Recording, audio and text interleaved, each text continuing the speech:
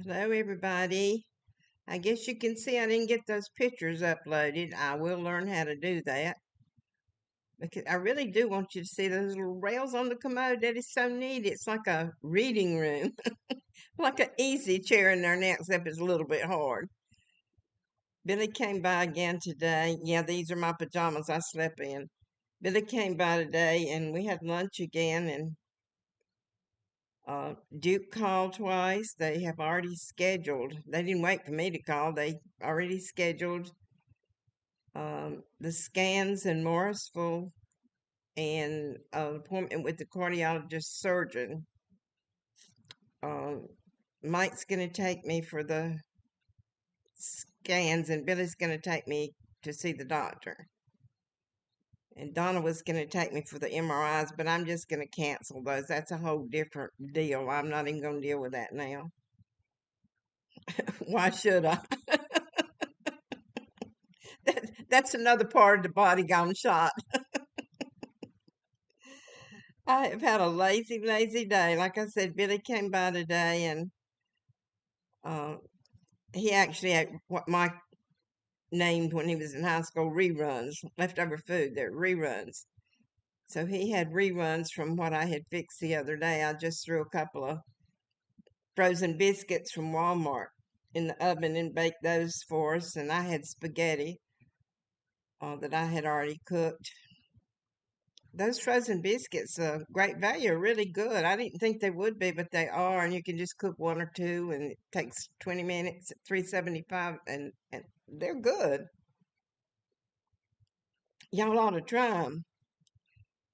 I've done nothing today, nothing but watch some YouTube, a couple of movies, and eat a couple of meals, visit with Billy, make appointments for Duke.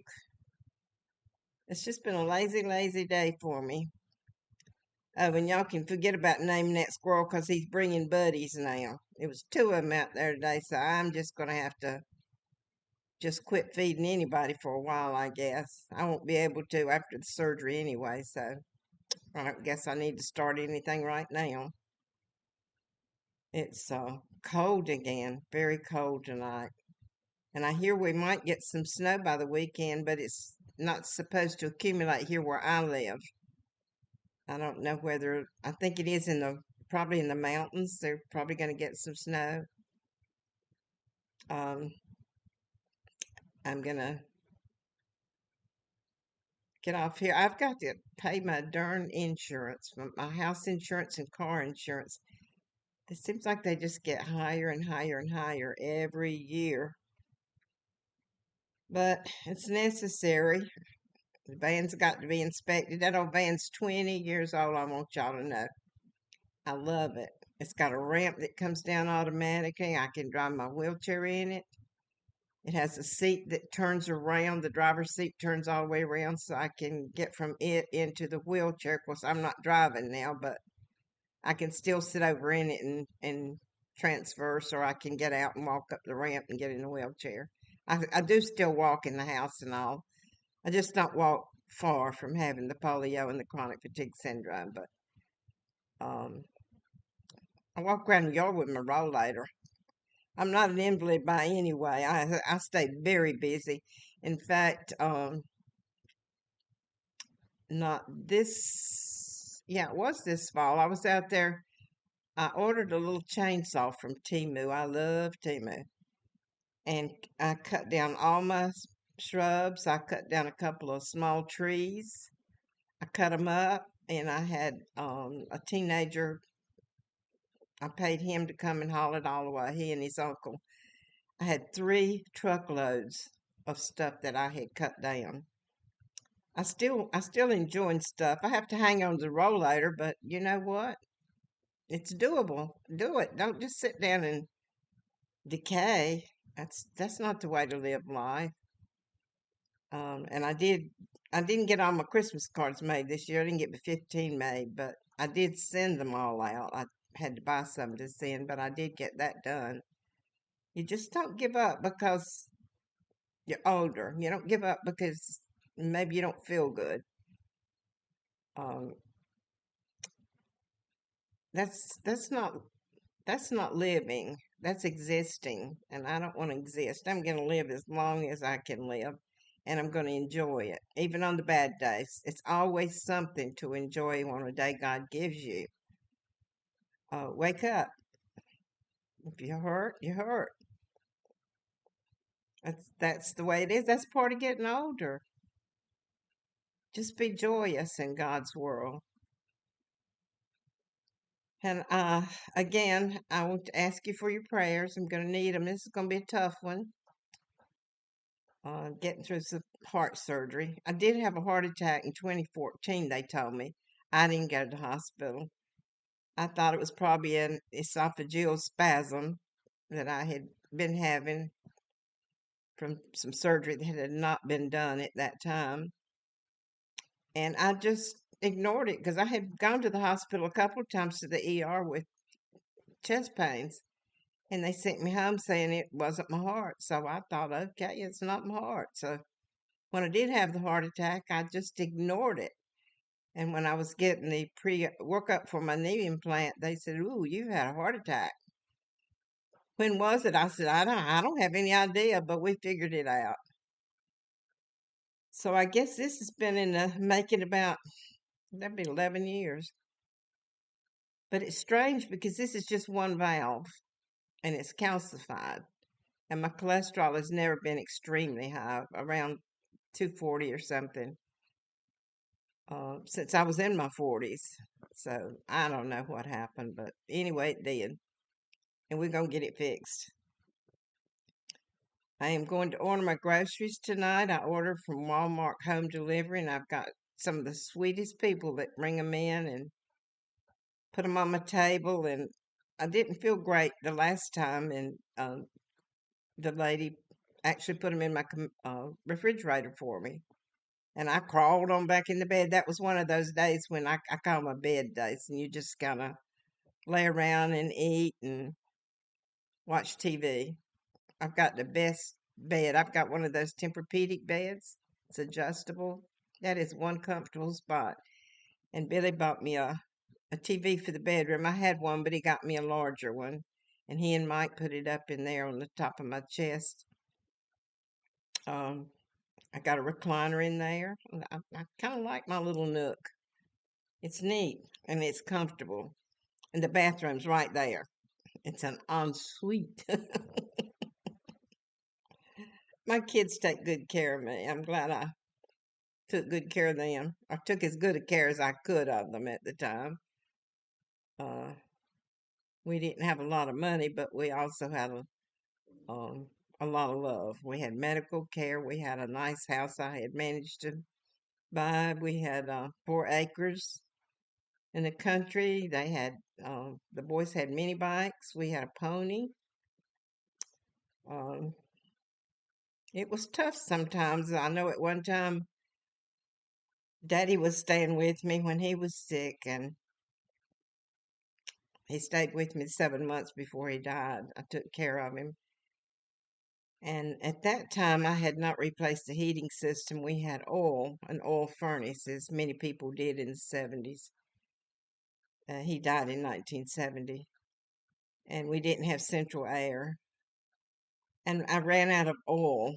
Couldn't get the oil delivered because it was so cold. And what did I do? I just turned on the electric stove. I put Daddy in my bedroom, which was next to the kitchen, and turned on the electric stove and kept him warm and kept him healthy till I could get the oil delivered that later that day. And another time, Mike had been very, very sick, and I got home and there was a cutoff notice hanging on the door that they were going to cut my electricity off. And I thought, oh well, that's not going to work.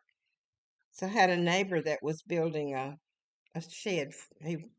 He collected old cars and he liked to work on them. And I called him and asked him if he needed aluminum siding, and he said he sure did. And I said, well, come up here and take this off my barn. So he did, and I sold him the aluminum siding and I paid the light bill. That's how you do when things get tough. You make do. Uh, our barn was actually the first Schaffner Industries building. I bought the house from a cousin of Schaffner Industries. And when they built the big building, they had moved that back there for him to use as a barn. It was just a big open spot, actually, with 3 stalls, 2 stalls and a feed room. And then on the other side was just a big, big open place, it would have been big enough for probably 6 cars, 8 cars in the open spot. So that's why we were able to get a pony. We had shelter and I fenced in with barbed wire. 2 sides were already fenced by other people's land, so I just had to pull it up across barbed wire across 2 sides to have a place for our pony. And Santa Claus brought it. And that was another funny thing. I had it delivered. One of the policemen, Bob King, was uh, Keen King, sold it to me. And it was the prettiest palmetto you've ever seen. And I went to see it one day at lunch, and it was a little boy laying across his back, and he looked so gentle. Well, Bob delivered it to the house while I was gone one night with the kids, so they wouldn't know the pony was there. And Daddy spent the night so he could see what Santa Claus brought.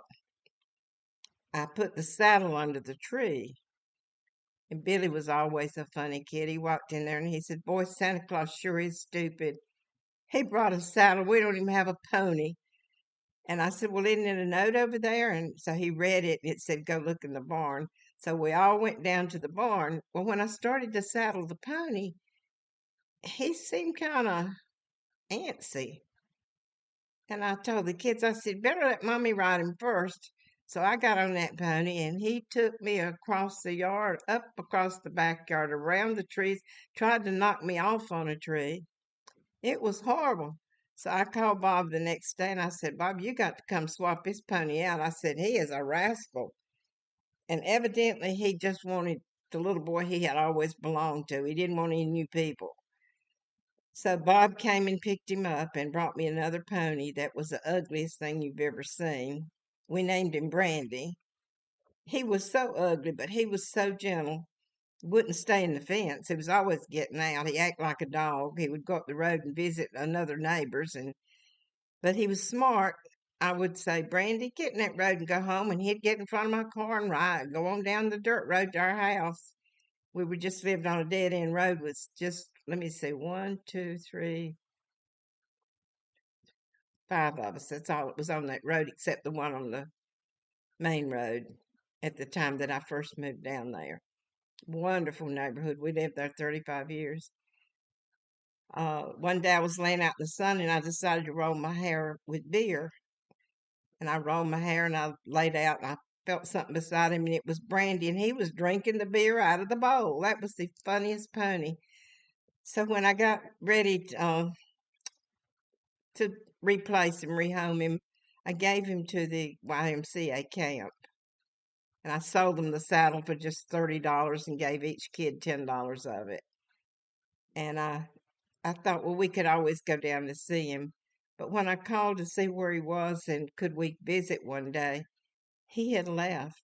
He ran away. So I don't know where he went. We had him 8 years, but I have no idea where he went. I thought I'd placed him in a good home, but evidently he wasn't happy there. He was a pretty independent pony, but we loved him. We sure did love him.